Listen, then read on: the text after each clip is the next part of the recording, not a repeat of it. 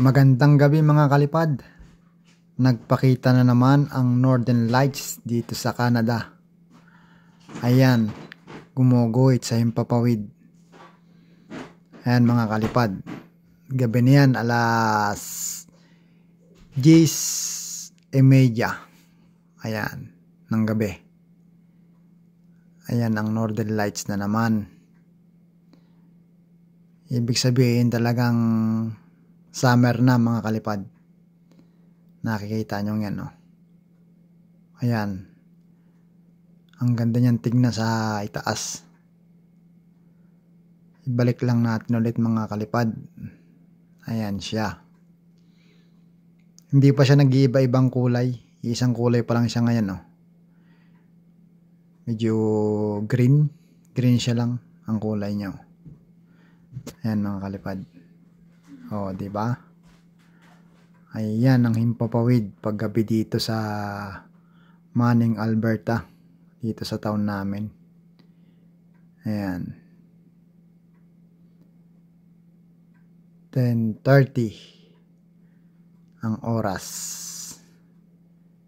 Gabi na mga kalipad. Tama yung hula ko kanina mga kalipad. Magkakaroon ng Northern Lights. Ayan. So ayan nga, lumabas nga. Pinagbigyan ng aking hula na lumabas. Kasi kanina mga kalipad, mainit eh. Tapos ngayon, lumamig. So kaya yan, lumabas ang Northern Lights. Ang pinagmamalaki ng Canada. Ang Northern Lights. Ganda niya kung naka straight lang siya. Na iisang kulay. Ayun, nakita niyo mga kalipad, ayun, sumasayaw siya. Ayun, nag-iibang pwesto, ayun, tima. Nag-iba ng pwesto, di ba mga kalipad? Naging straight na lang, Ayan. Yan, Nagaano yung ano niya. Hugis niya nababago na, iba na. Para nang may paa. Ayan, Di ba mga kalipad? Yan mga kalipad. Nakita nyo na naman ang Northern Lights dito sa Canada.